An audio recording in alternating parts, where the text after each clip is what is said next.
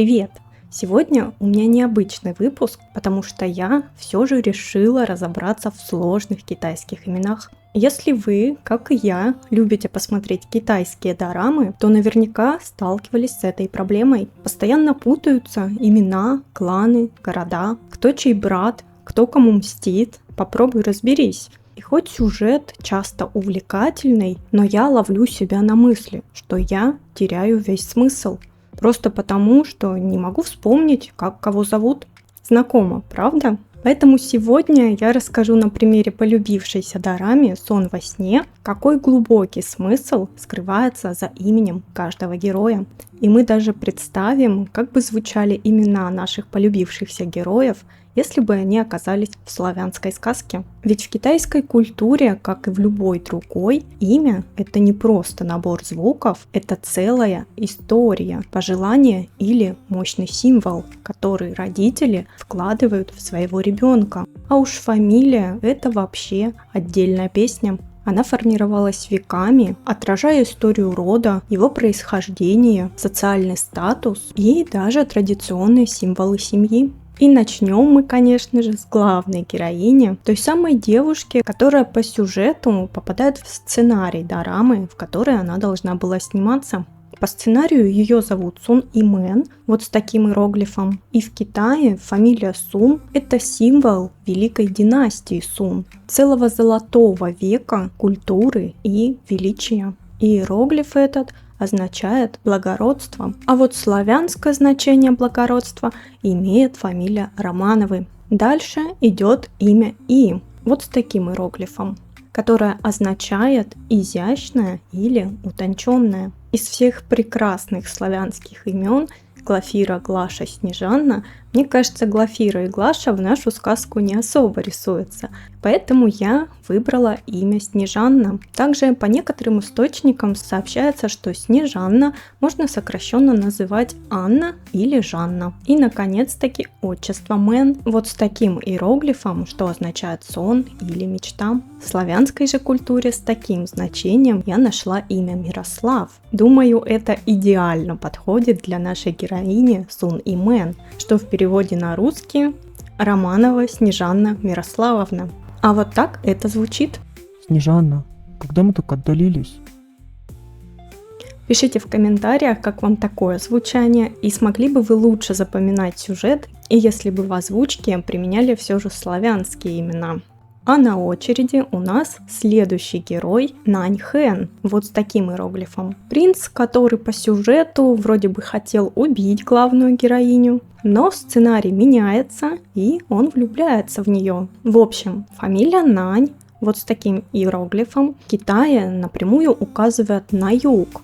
Это не просто направление, а целая историческая культурная связь. Ведь многие, носящие эту фамилию, происходят от тех, кто был связан с южными династиями, мощными и очень знаковыми периодами в истории Китая, такими как Южная Сун. И это примерно как славянская фамилия Югов, которая имеет такой же смысл, что и в Китае, и имеет болгарское и македонское происхождение, потому что как раз-таки говорит о происхождении человека с южных земель. А теперь перейдем к имени Хэн, вот с такими иероглифами. У слова Хэн, конечно же, много иероглифов, в принципе, как и у других слов, но я старалась подобрать самые подходящие, которые лучше всего передают смысл наших полюбившихся героев.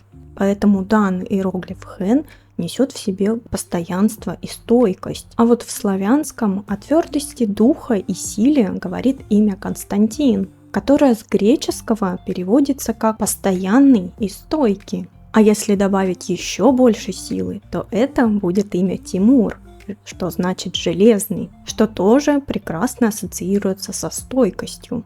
Итак, наш герой Нань Хэн становится Юговым Константином.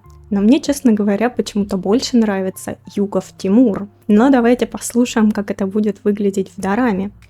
Тимур! Тимур! Какое счастье, Тимур!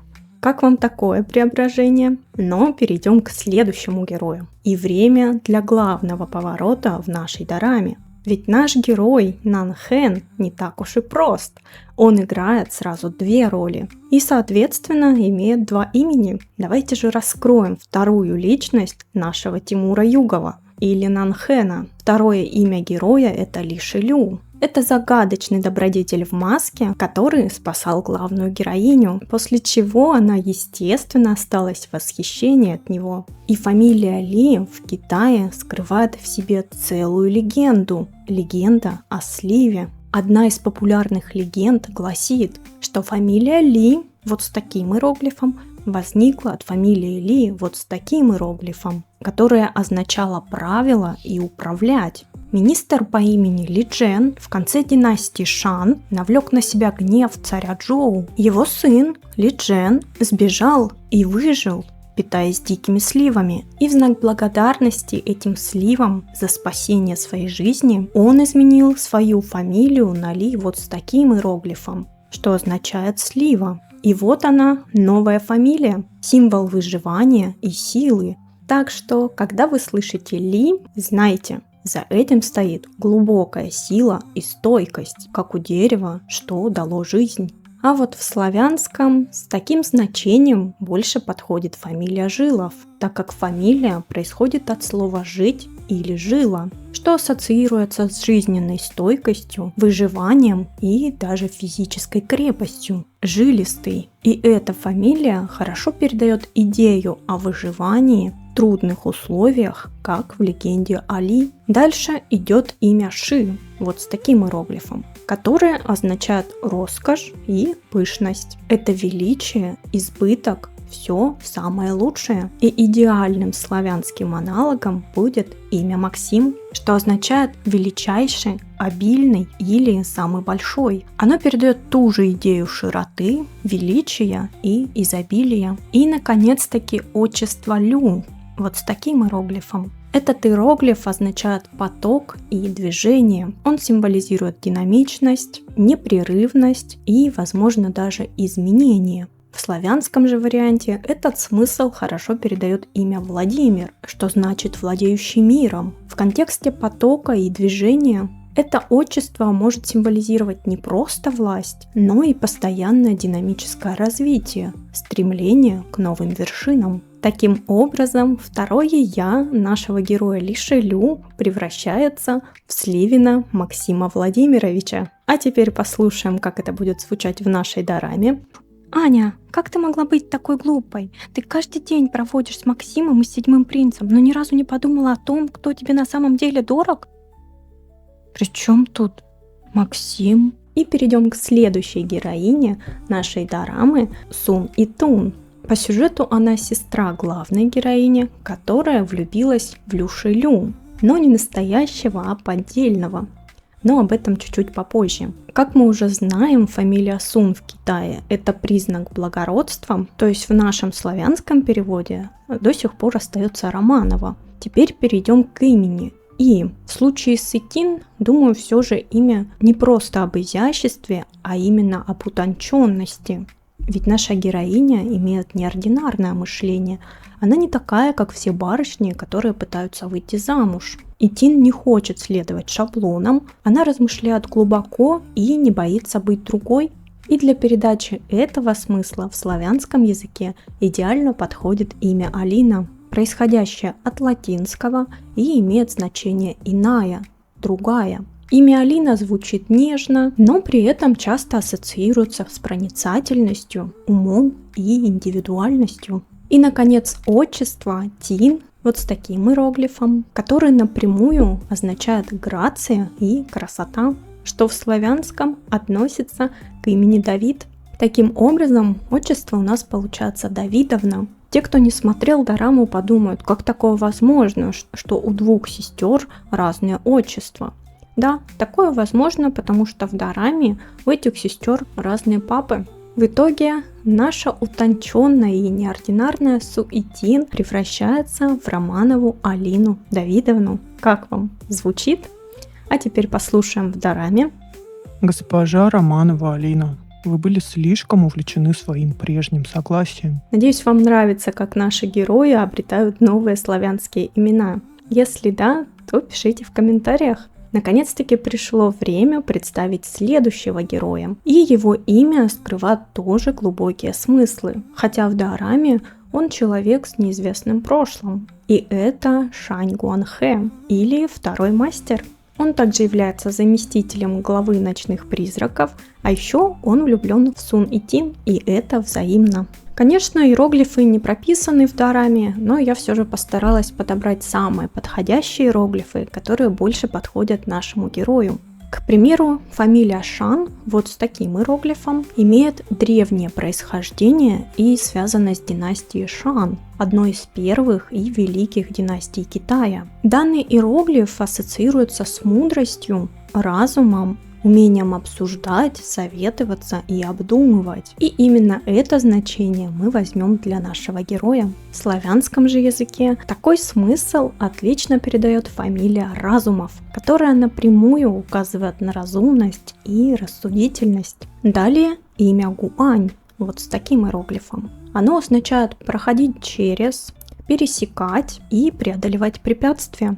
Мне кажется, это идеально передает судьбу и характер нашего героя в дораме. Также это символ духа и способность справляться со всеми трудностями. В славянском же языке такое значение имеет имя Виктор с латинским происхождением. Ведь во многих источниках Виктор имеет значение преодолевать и побеждать. И, наконец-таки, отчество Хэ, вот с таким иероглифом, который символизирует находчивость и умение преодолевать проблемы, а также способность находить выход из трудных ситуаций. В славянском же языке с таким значением больше подходит имя Вадим, что ассоциируется с ответственностью и умением принимать решения. Таким образом, отчество Вадимович прекрасно передает эту суть. Итак, наш мудрый и сильный второй мастер Шань Гуанхэ превращается в разумного Виктора Вадимовича.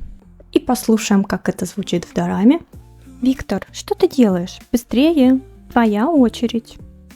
А на очереди у нас Чу Гуйхун. Это генерал, который был помолвлен с главной героиней, но со временем стал превращаться в какого-то злодея.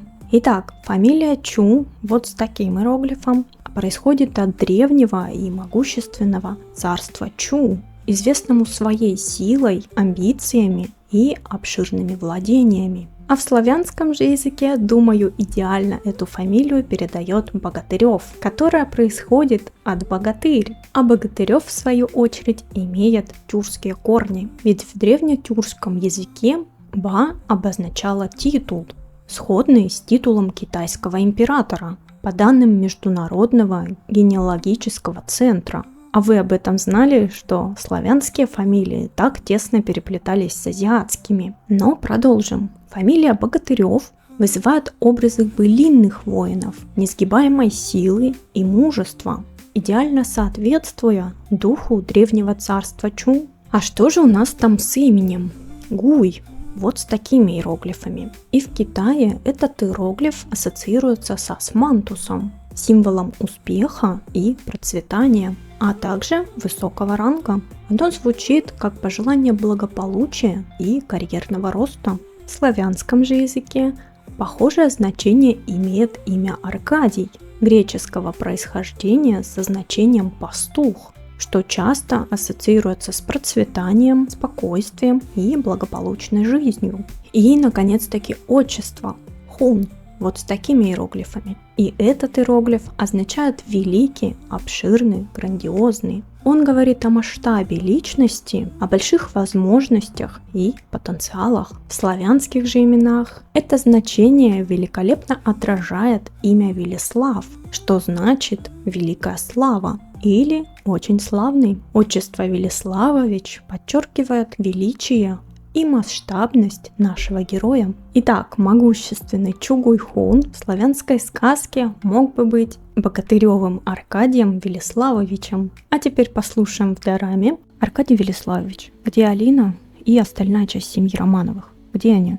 И остался последний герой, возможно, вы уже догадались, кто это. Конечно же, это забавный и с небольшими причудами принц Нанджуй, которого с детства баловали, поэтому он не особо приспособлен к жизни. Как мы уже знаем, фамилия Нань указывает на юг, То есть в славянском она по-прежнему остается фамилией Югов. А вот имя Жуй вот с такими иероглифами несет в себе очень светлые и позитивные значения. Удача, счастье, благополучие и благоприятные события. Оно выражает пожелание долгой и счастливой жизни. В славянской же культуре такое значение идеально передает имя Радомир, что означает «радующий мир». И я думаю, это имя идеально подходит для того, кто несет в себе свет и удачу. Итак, наш Нанджуй в славянском мире становится Радомиром Юговым. Напомню, он является братом Наньхэна или Тимура Югова. А теперь послушаем в дораме. Радомир, скажи, где ты их взял? Я купил их на рынке. А теперь соберем все в одно целое и посмотрим, как это будет звучать в едином целом. Снежана, когда мы так отдалились?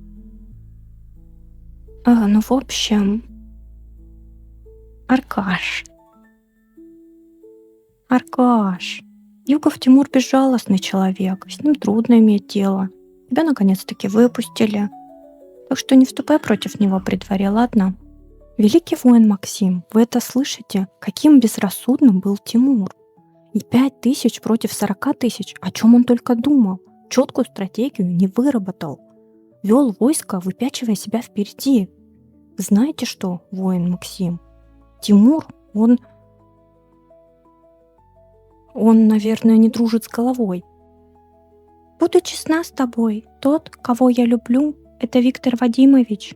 Все, что произошло в павильоне, было просто недоразумением. Ты любишь Разумова Виктора Вадимовича? Тогда почему ты и Тимур? Аня, как ты могла быть такой глупой? Ты каждый день проводишь с Максимом и с седьмым принцем, но ни разу не подумала о том, кто тебе на самом деле дорог? Причем тут Максим, может быть... Может, я ошибалась с самого начала? Так. Сценарий никогда не менялся. Тот, кого я люблю, это Сливин Максим.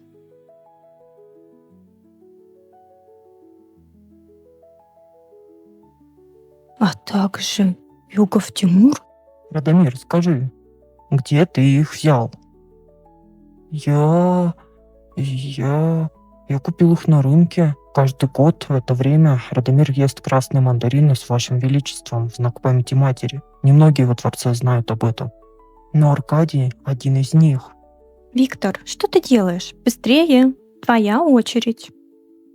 Госпожа Романова Алина, вы были слишком увлечены своим прежним согласием. Господин Разумов, не говори так решительно. Время раскрывает сердце человека, а чувства развиваются вместе с общением. В момент нашей встречи ты уже проиграл. Аркадий Велиславович, где Алина и остальная часть семьи Романовых? Где они? Романова Снежанна, ты все еще помогаешь ему? Потому что он больше не тот Тимур, каким был раньше. Тимур! Тимур! Какое счастье, Тимур! Ты не умер! Как же я рада, что ты жив, Тимур! Я думала, что больше никогда тебя не увижу. В чем дело, Снежанна? Что случилось? Снежа, тебя кто-то видел? Нет, Тимур. Алина, я хочу с тобой кое-что обсудить. Виктор, после того, как ты выносишь ребенка за 10 месяцев, сможешь идти куда захочешь. Я не буду тебя останавливать.